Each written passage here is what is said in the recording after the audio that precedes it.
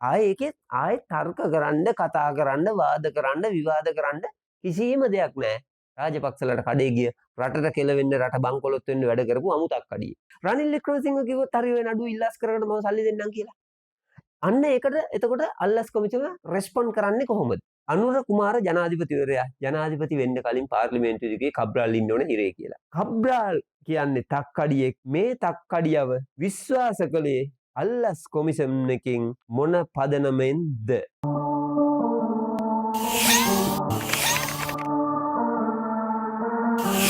අයිබෝන් ආදරෙන් පිළිගන්නවා I am සම්පත් YouTube channel එකට. කබ්‍රාල්ගේ ජවනිකාව තාම ඉවර නැහැ. ඇත්තටම මේ අජිත් නිවාඩ් කබ්‍රාල්ගේ මොකද්ද නඩුවට උනේ? මුලින්ම කියන්න ඕනේ ගැත්තාට සමා වෙලා මේක අහන්න ඕනේ. මම නීතිඥයෙක්වත් නීතිය හදාරපු කෙනෙක්වත් නෙමෙයි. සාමාන්‍ය දැනුමක් තමයි තියෙන්නේ. ඒ නිසා මේකේ නීති කාරණා මම කතා කරන්නේ නැහැ. හැබැයි පුරවැසියෙක් විදිහට සාමාන්‍ය පුරවැසියෙක් බලන පැත්තේ ඉඳලා මම අද මේක කතා කරනවා ඔයාලත් එක්ක. ඒ කියන්නේ ඒක තමයි අපිට ලේසිම පහසුම ක්‍රමය. මොකද නීති තර්ක ඕනෑම කෙනෙක් ඒ නීතිය ඉගෙන ගත්ත අය ඒක කරයි. හැබැයි පුරවැසියෙක් විදිහට සාමාන්‍ය පුරවැසියෙක් විදිහට අපිට මේ දෙයක් ගැන අපිට තියෙන පරාසය ඇතුලේ අපිට මේක කතිකාවතක් කරන්න පුළුවන්. ඒකයි මම කිව්වේ නීතිමය කාරණාවලදී මොනවා හරි චූටි දෙයක් වුණොත් මේ ගැත්තාට සමා වෙන්න. ඒක කියලා මම වැඩේ පටන් ගන්නවා. මොකද්ද මේ හුටපටේ? මේ හුටපටේ කතා කරන්නම් මම මුලින්ම වෙනම පැත්තකින්. අපි ව්‍යාපාරයක් කරනවා. ඒකත් කියන්න කලින් මම මෙහෙම කියන්නම්. මම NPP වත්, සජබෙවත්, JVP වත් මොකවත් නෙමෙයි. මම බොහොම නිදහසේ මගේ අදහස් ඔයාලත් එක්ක බෙදා ගන්න කෙනෙක්. මොකද විශේෂයෙන්ම කියන්නේ මම පක්ෂයකට කඩේ යන කෙනෙක් නෙමෙයි. එක එක්කෙනා එක එක වෙලාවට එක එක ඒවා මට කියනවා උඹ ඒ වෙලාවකට අරකට යනවා නෑ. එහෙම එකක් නෑ. මම සාමාන්‍ය පුරවැසියන්ගේ පැත්තේ ඉඳලා නිදහසේ කරුණු කතා කරන්න තමයි හැම වෙලේම හදන්නේ. ඉතින් ඒක කියලා මම ඉන්න. දැන් මම කතාවට එන්න. මොකක්ද මේ කතාව? ඒක අපි කතාව පැත්තකින් තියලා නඩු තීන්දුව පැත්තකින් තියලා අල්ලස් කොමිසම පැත්තකින් තියලා අපි මේක කතා කරමු ව්‍යාපාරික පැත්තෙන්. ඒක හරිනේ. මේ ඇවිල්ලා විශ්වාසයක්. ව්‍යාපාරිකයෙක් ඉන්නවා. අපි කියමුකෝ. ඔහු ආයෝජනයක් කරනවා. ව්‍යාපාරවල තියෙන්නේ ලාභ සහ පාඩු. එතකොට දැන් මේක ව්‍යාපාරයක් විදිහට කිසියම් කෙනෙක් ආයෝජනයක් කරාම ආයෝජනය ඒ ව්‍යාපාරික එක අවදානම් ගන්න. අවදානම වැඩි වෙනකොට මොකද්ද වෙන්නේ? ලාභය වැඩි. හැබැයි ඒකේ ලොකු අවදානමක් තියෙනවා. සම්පූර්ණ කෙලවෙලා යන්නත් පුළුවන්. එහෙම කාරණා සමාජයේ තියෙනවා. ව්‍යාපාර ලෝකයේ තියෙනවා. ඒක එක පැත්තක්. ඒ වගේම තමයි සමහර ඒවා තියෙනවා ලොකු රිස්ක් එකක් නැහැ. අපි හිතමුකෝ අපි පඩියක් ගත්තාම අපි බැංකුවේ සල්ලි ටිකක් දානවා. හැබැයි අපිට ඒකට 105ක 8ක 10ක පොලියක් එනවා. එතකොට ඒක වෙනම එකක්. ඒකේ ලොකු අවදානමක් නැහැ. හැබැයි අපි ඔක ස්ටොක් මාකට් එකේ සල්ලි ටිකක් දානවා. එතකොට අපිට ඒකෙන් ලොකු ඉන්වෙස්ට්මන්ට් ලොකු ප්‍රොෆිට් එකක් එන්න පුළුවන්. හැබැයි කෙල වෙලා යන්නත් පුළුවන්. ඒකයි මම කිව්වේ. අවදානමක් සහිත වැඩ තියෙනවා. ඒවෙන් ලාභයක් එනවා. හරි. මම ඒක දැන් ඔයාලා මේක ඇප්ලයි කරගන්න මෙන්න මේ සිද්ධියට. මේක තියෙන්නේ මේ ග්‍රීක බොන්ඩ්. ග්‍රීසියේ මුදල් ආයෝජනය කිරීමක්. ඒක ඇවිල්ලා ව්‍යාපාරිකමය තීන්දුවක්. එතකොට මහ බැංකුව අධිපති හිටපු අධිපති අජිත් නිවාඩ් කබ්‍රාල් ගන්න තීන්දුවක්. හැබැයි මම මේක මුලින් කියලා. කබ්‍රාල් කියන්නේ අමුතක් කඩියෙක්. ඒක එහෙම්මම ඒක එතන තියාගෙන තමයි මම මේක කතා කරන්නේ. කබ්‍රාල් කියන්නේ මහින්ද රාජපක්ෂලාට කඩේ ගිය රටට කෙලවෙන තැනට වැඩ කරපු අම්බතක් කඩියෙක්. එතකොට ඔවුන්ට පඩි දීලා ඔවුන් ගත්තු තීන්දුව හින්දා රට අගාධයට වැටුණා. හැබැයි එහෙම කියලා මේ නිශ්චිත කාරණාව ඇතුලේ මේ යන කතිකාවත අපි වෙනම විදිහකට මේක ඇත්තටම සාමාන්‍ය ක්‍රමවේදයෙන්මනේ යන්න වෙන්නේ. එතකොට ඔහු මහ බැංකුව අධිපති විදියට ඉන්වෙස්ට්මන්ට් එකක් කරනවා ආයෝජනයක් කරනවා ආයෝජනයේ පාඩුයි. එතකොට ඒක ඔහුගෙන් අය කරගන්න පුළුවන් ක්‍රමයක් තියෙනවා නම් අය කරගන්න ඕනේ. ඒකත් හරි. මම ඒක කතා කරන්නෙත් නෑ. මොකද ලංකාවට ආයෝජනයක් එන්න ඕනේ. ආයෝජනයක් එන්න නැතුව කවුරු හරි අසානාසියක් කළා නම් ඒක අය කරගන්නත් ඕනේ. ඕකත් හරියට අර නැව වගේ. ගිනිගත්තු නැව. ඒකේ සල්ලි මොකද උනේ? අපි මේ අස්සෙම ඒකත් අහන්න ඕනේ. එක්ස්ප්‍රස් පර්ල් නැව ගිනි ගත්තා. ඒක අන්තිමට වන්දි දෙන්න කිව්වා. නමුත් කම්පැනි වන්දි දුන්නේ නැහැ. ඕක මෙහෙම කතාවක් තියෙනවා. හරි. මං එන්නම් නිවාඩ් කබ්‍රාල්ගේ කේස් එක. කබ්‍රාල්ට මොකද්ද උසාවියේ දුන්නේ? දැන් ඕකේ කබ්‍රාල් කියන කතාව සහ අල්ලස් කොමිසම දීපු ප්‍රෙස් රිලීස් එක ඇතුලේ තියෙනවා පොඩි පරස්පරතාවයක්. මේ දෙක එකට ගත්තාම සාමාන්‍ය පුරවැසියෙක් විදියට මං කිව්වේ ඒකයි ගැත්තාට සමා වෙන්න ඕනේ නීති කරුණු ගැන නෙමෙයි මම මේ කතා කරන්නේ. ඔය දෙක කම්පෙයා කරාට පස්සේ උසාවි තීන්දුව ඇතුලේ ඔය මාස 3න් ගෙවන්න කියන කතාව තියනවාද කියන සැකය අපිට තියෙනවා. මොකද කබ්‍රාල් කියනවා නිදහස් කොට නිදහස් කියලා. අරහෙන් කියනවා නෑ මාස 3කින් ගෙවන්න කිව්වේ කියලා. උසාවි තීන්දුව කොහෙවත් තාම එළියේ හරියටම කියන්නේ උසාවි තීන්දුව වෙන්න මේකයි තිබුණේ කියලා අපිට හොයාගන්න බැරි වුණා. මම කිව්වේ ඒකයි. එතකොට ඇත්ත කියන්නේ කබ්‍රාල්ද නැත්තම් අල්ලස් කොමිෂන් අල්ලස්ව දූෂණ කමිෂන් එකද? මට පේන්නේ මේ දෙගොල්ලම 50ට 50 ඇත්ත කියනවා කියලා දෙන තමයි මට තියෙන්නේ. කබ්‍රාල්ගේ වාසි කෑල්ල කියනවා මේ අල්ලස් කොමිෂන් එකෙන් ඒගොල්ලන්ට වාසි කෑල්ල කියනවා කියන දේ තමයි අපිට මේක ඇතුලේ පේන්න තියෙන කාරණාව. හැබැයි මේකේ ඇත්ත තියෙන්නේ තව තැනක කියලා නිකන් ඔයාලට හිතන්න බැයිද? මම ඔයාලට ඒක මෙහෙම කියන්නම්. මම මුලින්ම කිව්වනේ කබ්‍රාල් කියන්නේ අමුතක් කඩියෙක්. ආයේ තර්ක කරන්න, කතා කරන්න, වාද කරන්න, විවාද කරන්න කිසිම දෙයක් නැහැ. රාජපක්ෂලට කඩේ ගිය රටට කෙලවෙන්න රට බංකොලොත් වෙන්න වැඩ කරපු අමුතක් කඩියෙක්. එහෙම තක්කඩියෙක්ව නඩුවක් දාලා අධිචෝදනාත් බාර දීලා අල්ලස් කොමිසම කොහොමද විශ්වාස කළේ? ඔයාලට එහෙම හිතෙන්නේ නැද්ද? මහ බැංකුවේ මහ කොල්ලය කියලා, මහ බැංකුව කොල්ලකායවයි කියලා අර්ජුන් මහේන්ද්‍රන් පට්ට ගහපු කට්ටිය රනිල් වික්‍රමසිංහලා ඒක දමනි. රනිල් වික්‍රමසිංහලා මොකද කරේ? හරි මහේන්ද්‍රන් එනවා. මහේන්ද්‍රන් මේ වෙඩින් එකකට යන්නේ කියලා සිංගප්පූරුවට ගිහලා අද වෙනකම් මහේන්ද්‍ර නැහැ. අර්ජුන් මහේන්ද්‍ර අද වෙනකම් නැහැ.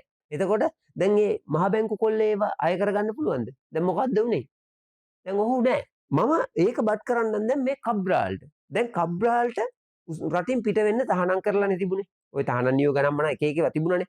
හැබැයි දැන් මේ උසාවියේ නිදහස් ඒක කබ්‍රාල් කියනවා නිදහස් කොට නිදහස් අල්ලස් කොමිසමේ කියනවා ඒක කොන්දේසියකට යටත්ව කියලා. හැබැයි ওই කොන්දේසිය ඇතුලේ ලංකාවෙන් යන්න පුළුවන්ද බැයිද කියන එක නෑ. උඩ රටින් පිට වෙන තහනම් කියලා තිබ්බනම් අල්ලස් කොමිසම ඔය ඡේදෙන ඔය ප්‍රෙස් රිලීස් එකට දානවනේ. ඒ කියන්නේ අපිට ඕක හිතන්න වෙන්නේ මොකද කබ්‍රාල් කියනවා නිදහස් කොට නිදහස් කියලා. දැන් අපි කබ්‍රාල්ගේ පැත්තෙන් ගත්තාම නිදහස් කොට නිදහස් නම් ඒකේ ඉතින් එහාට කතා කරන්න දෙන්නේ නැහැ කබ්‍රාල්ට ලංකාවෙන් යන්න පුළුවන්. හෙට වෙනකොට කබ්‍රාල් ලංකාවෙන් ගියොත් ඔය බිලියන 1.8 ආපහු ලංකාවට හම්බ වෙයිද? උදාහරණේ අර්ජුන් මහේන්ද්‍රන් ගියා. දැන් කවුද වක් කියන්නේ? රනිල් වික්‍රමසිංහ වක් කියනවාද? නෑ. ඒක දමනින් දැන් ඔන්න පාඩුවේ ඉන්නවා.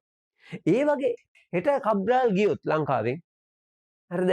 අල්ලස් කොමිසමට මොකක්ද තියෙන විශ්වාසය? මොකක්ද තියෙන ෆැක්ට් එක?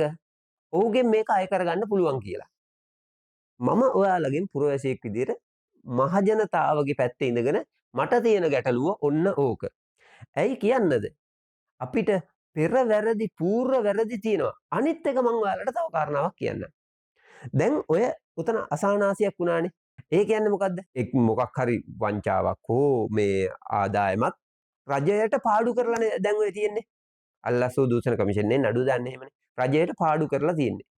මම ඕක ගන්න රනිල් වික්‍රමසිංහ. රනිල් වික්‍රමසිංහ ඔය මේ එංගලන්තේ යන්න ඔය මේ මෛත්‍රී වික්‍රමසිංහගේ ඔය ඩිග්‍රිය ගන්න යන එකට එතන රුපියල් මිලියන 166ක්ද බිලියන 160 රුපියල් මිලියන 166ක්ද කොයිද ඒක සංශෝධනයට යටත් ඒ ගාණ කීයද කියලා මට දැන් මේ වෙලාවේ හදිසියෙ මතක නැහැ. එතකොට ඒක නිසා ඔන්න රනිල් වික්‍රමසිංහට දැන් නඩුව දාන අල්ලස් කොමිසම රනිල් වික්‍රමසිංහ කිව්වොත් හරි ඔය නඩුව ඉල්ලාස් කරගෙන මම සල්ලි දෙන්නම් කියලා. අන්න ඒකට එතකොට අල්ලස් කොමිසම රෙස්පොන්ඩ් කරන්නේ කොහොමද? එතකොට ඒකත් කියනවාද? මොකද අල්ලස් කොමිසමම කියන විදිහට මෙයා මේක මාස 3න් ගෙවන්නම් කිව්වා. ඒ නිසා අපි නඩුව ඉල්ලා අස් කරගත්තා කියන කැටගරි එක ඇතුලේ ඒගොල්ලෝ කොහොමද කබ්‍රාල්ව විශ්වාස කරේ? තවත් කෙනෙක් ඔය වගේ සිද්ධියකදී අපි මේක දෙන්නම් කියලා කිව්වොත් ඒක මොකද වෙන්නේ? ඒක අල්ලස් කොමිසම ඒකට ආන්සර් කරනවද? උදාහරණයක් මහින්දානන්ද අලුත්ගමගේ දැන් ඉන්නවා හිරේ. මොකටද? රුපියල් බිලියන 53ක් මට මතක විදියට. මේ ගණන් පොඩ්ඩක් එහා මෙහා වුණොත් ඒක නිවැරදි කරන්න කවුරු හරි කමෙන්ට් එකක් දාලා. දැන් නඩුවක් ගිහිලා තීන්දුවක් ඉවරනේ. මම දන්නේ මේකේ නීතිමය පැත්ත මොකද නඩුවක් ගිහිලා දැන් තීන්දුවක් වෙලා හිරේ ඉන්නේ. ඔහු උසාවියට ගරු අධිකරණයට කරුණු කිව්වොත් මම මේ මුදල දෙන්නම්. මම දන්නේ ඒකේ නීතිමය නීතිඥ මහත්තයෙක් ඉන්නවා නම් යටින් මේකට කමෙන්ට් එකක් දාලා මේක පැහැදිලි කරලා දෙන්න. මම මේ ජනතාව පැත්තේ ඉඳලා අහන්නේ. ඔහු මේ බිලියන 53 ගෙවන්න පොරොන්දු වුණොත් එතකොට ඒකට මොකද පැමිණිල්ල කොහොමත් මේගොල්ලෝනේ අල්ලස් කොමිෂන් එකෙන්නේ. එතකොට එහෙම සහන තියනවද නීතිය ඇතුලේ? නීතිය ඇතුලේ තියෙන මේ නීති ප්‍රතිපාදන මොනවද? ඒව ඇත්තටම පොඩ්ඩක් ගැඹුරට තියෙන නීති තර්ක. එතකොට මේ කරුණු ඔක්කොම මතුවෙනවා. දැන් ඒක එක කාරණාවක්. එතකොට රනිල් වික්‍රමසිංහ ඉල්ලුවොත් රනිල් වික්‍රමසිංහට දෙනවා. ඒක තව කාරණාවක්. කබ්‍රාල් ලංකාවෙන් ගියොත් කබ්‍රාල්ව ලංකාවට ගේන්න අල්ලස් කොමිසමට මොකක් හරි ක්‍රියාවලියක් ඒක ඇතුලේ බොන්ඩ් එකක් තියනවාද? ඒක තව කාරණාවක්. දැන් මොකද හිතෙන්නේ? ඒක තමයි කියන්නේ. හැබැයි මේ ඔක්කොමත් පැත්තකින් තිබ්බහම මම තව කාරණාවක් ඔයාලට කියන්න. මම මේ කරුණු ටික විතරයි කියන්නේ. මේ සම්පූර්ණ තීන්දුව ගැනීම ඔයාලා සතුයි. මම මේක ඇතුලේ මේ ටිකේම වෙච්ච දේවල් ටික බලලා මම මේ කරුණු ටික මේ මතු නොවෙච්ච කරුණු ටික මම මේ ඔයාලට උඩට මතු කරන්නේ. අනුර කුමාර ජනාධිපතිවරයා ජනාධිපති වෙන්න කලින් පාර්ලිමේන්තුවේ ගියේ කබ්‍රාල් ඉන්න ඕනේ හිරේ කියලා. මහා බැංකුවේ මෙහෙම ග්‍රීක බැඳුම් කරවයා කරා. එතකොට එහෙම වෙන හත්නම් මේ කබ්‍රාල් ඉන්න ඕනේ හිරේ කියලා. අද අනුර කුමාර ජනාධිපතිවරයා ජනාධිපතිවටුවේ ඉඳද්දි අජිත් නිවාඩ් කබ්‍රාල්ට අල්ලස් කොමිසමෙන් සහන හම්බ වෙනවා. I don't know why. මොකද අපි මාලිමාවේවත් අපි සජබේවත් අපි පොහොට්ටුවේවත් නෙමේ ජනතාව පැත්තේ ඉඳලා විනිවිදව මම මේ කාරණා ටික මතු කළේ. මම ඔච්චරයි මතු කරන්නේ. මොකද මම ආයේ කියන්නේ මේකේ නීතිමය කාරණා ගැන ලොකු ගැඹුරු දැනුමක් තියෙන නීතිඥ වෘත්තිකයෝ නෙමේ අපි. මේ ප්‍රශ්න පුරවැසියෝ විදියට බොහොම සාමාන්‍ය නීතිය ගැන සුළු අවබෝධයක් තියෙන අය හැටියට මම මේ ප්‍රශ්න ටික මතු කළේ. නීතිමය පැත්ත මම කතා නොකළේ. ඒ කියන්නේ ඒ නීතිමය කාරණා ඇතුළේ මොනවා හරි අඩුපාඩුවක් වුණා නම් ගැත්තාට සමා වෙන්න කියලා තමයි කියන්න තියෙන්නේ. කබ්‍රාල් කියන්නේ තක්කඩියෙක්. මේ තක්කඩියව විශ්වාස කළේ අල්ලස් කොමිසම් එකකින් මොන පදනමෙන්ද? මට තියෙන ප්‍රශ්නේ එච්චරයි. හෙට කබ්‍රාල් රටෙන් ගියොත් මේ බිලියන 1.8 ලංකාවට අය කරගන්න පුළුවන්ද? ඉතින් එන්න අයම් සම්පත් YouTube channel එකට අපිව subscribe කරන්න, bell එකක් දාලා තියාගන්න. අපි වීඩියෝ එකක් දාපු ගමන් ඔයාලා ගාවට ගෙන්න ගන්න. කබ්‍රාල්ට මොකද වෙන්නේ? නඩුවට මොකද වෙන්නේ? මාස 3කින් කබ්‍රාල් ගෙව්වේ නැත්තම් කබ්‍රාල්ට ආයි නඩු දැම්මොත් අල්ලස් කොමිෂන් එකෙන් ආපහු කබ්‍රාල් කිව්වොත් මොකද්ද? නෑ මං ඕක ගෙවන්නම් ඉල්ලාස් කරගන්න කියලා. අන්න ඒවට වියදම් වෙන්නේ කාගේ සල්ලිද? ගිහලා එන්න. ජය වේවා.